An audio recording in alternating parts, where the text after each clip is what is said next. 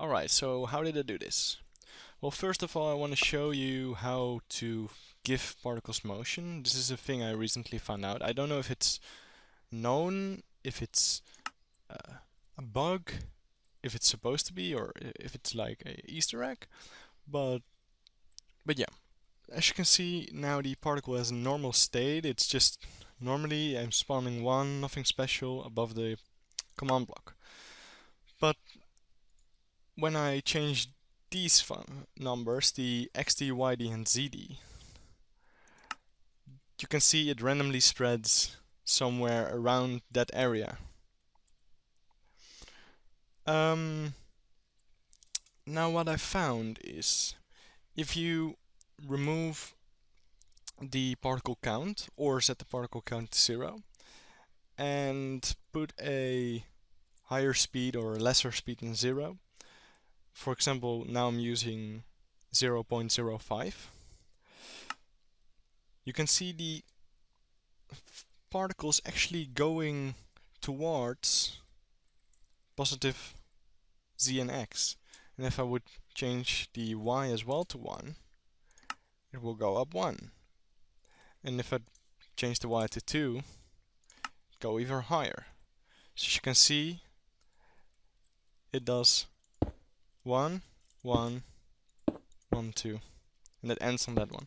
But this is only with the speed of 0.05. This is basically what I found out. If you put it this 0.05 speed, it will go to relative coordinates, so to say. For example, if I'd make the speed higher, it will travel twice the distance. But it will also go faster. Now there's no real limitation. You could set it to go to 180, for example, with a speed of 0.05, and it will go 180 blocks. Now, this is only visible if you are at the place where the particles spawn, otherwise you wouldn't be able to see those flying that far. But yeah, all in all, it's pretty cool, I think. And I see a lot of potential, such as my concept, that you can do in the future with this. Now, flame isn't the only particle, of course.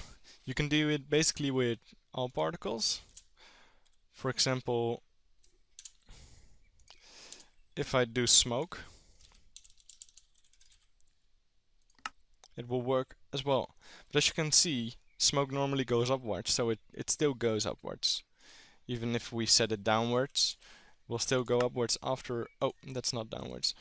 It will still go upwards after, like, a little curve.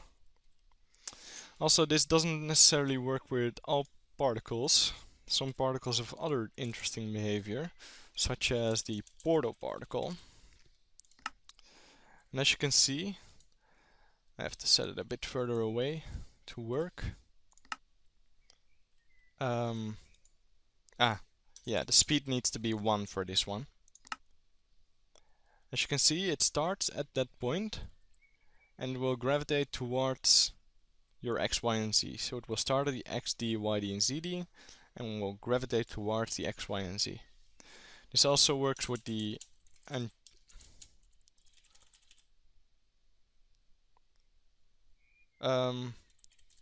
think it's called enchantment table. Yeah, as you can see, enchantment table particles does the same thing, because they also generally gravitate towards the middle. Now, for example, if you try lava particle,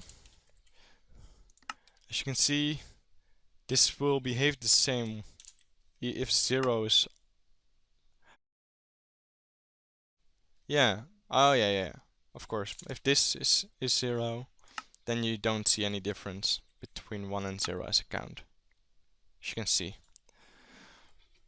And there's one last particle, which is quite interesting. You might know that if you give a red dust particle, which is normally to use in redstone, if you give it a high speed, it will change random colors, as you can see. But if you set the score or the count to 0 and change this, for example, to something like this, you will see the particle is now pure yellow. So the XD, YD, and ZD will turn into a color code, a red, green, blue color code. Now, the red, green, blue color code wouldn't be like this. Normally 30 would make orange, but to achieve this you just do a lesser speed. And as you can see, it changes more and more orange the less speed you give it. There you got it. It's quite orange. If you change it to like this, for example, we'll go purple or light blue. So yeah. Let me just explain the other part now, and yeah. Okay, so here's how I exactly did the fire stick. So over here I've got a red part and a green part. The green part is to detect whether or not the player is holding a blaze rod in their hand, and the red part is to summon the particles and play the sound to the player. So first of all, I want to say that in this green part I used a scoreboard called fire stick, and yeah. So when fire stick is 0, this means that the player is not holding a blaze rod, and when fire stick is 1, the player is holding a blaze rod. So over here, this first command block is to reset all the players that are not holding a blaze rod. So this basically sets all players, regardless, to fire stick 0. Now, because this powers from left to right, so this one gets power before the other ones, you can set all the players to 0 because the players that are holding a blaze rod are getting set to 1. Okay, so how I did this is I gave all the players that are holding a blaze rod in their same slot as their currently selected slot. So for example, my current selected slot is 0, as you can see in my hotbar, and currently there's air in that slot, but if there would be a blaze rod in that slot, you'd get a fire stick score of 1. Now, setting them all to 0 is better than doing something else, because otherwise you should check if there's either air or another item in there, and there's a lot of items and you don't want to check for them all. So just set it to 0, and then these next 9 are to give the player a fire stick of 1. So then on to the red part. Well, over here I've got this giant clock. This is a 19 by 19 slab of redstone blocks, constantly powering everything around it.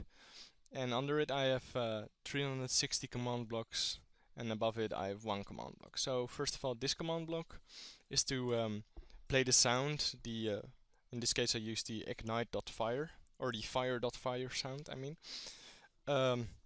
Displays to everyone around a player that's holding a blaze rod, so have a fire stick score of 1. Then the bottom ones, I made a filter for the bottom ones to detect in every direction, or calculate even in every direction, what that where the destination point would be. So where the XD, YD, and ZD would be from the relative player. So, for example, if I look straight forward like I'm doing now, and that's in the direction of 90, it would put the destination point -5 or whatever you set a radius to. But yeah, let me just go into MCEdit and explain my filter, how to use it, and yeah. So we're here in MCEdit. I'm assuming that you all know how to use MCEdit, so this is not a tutorial on how to use MCEdit, it's just on how to use the filter. So what you want to do is first of all select a 19 by 19 by 1 box. That's 19 wide, 19 deep, 1 high. Then you select the filter, shoot particles, and then you want to select a particle name. In this case I used flame, so that's right, you can also use portal or whatever, but in this case I want to use flame. Then the radius, this means how far away it will set the destination point. So for example, for this case I used radius 10. X angle means how steep it will go, up and down. So you can adjust making it going to the ground. For example, by setting it to positive, it will go to the ground, and negative, it will go up to the sky. Then speed, that's how fast the particle will go. In this case I used 0.1. Spread accuracy, this is how wide it will set the selector. For example, if you have it on 0, it will only shoot the particle if you look in like that pinpoint direction. But if you set it to 1, it will also widen up that selector, so you can have more particles at the same time and it will spread outwards. Okay, then player properties. Here's the selector you can adjust. For example, in this case I used score flame stick minimum equals 1. Okay, and then you can select if you want the particles to spawn at the hand or at the relative coordinates below. So for example, you can also make it go above your head, but if you set it at your hand, it will always shoot from your first person hand, which looks weird in third person, but oh well. So then we just hit filter.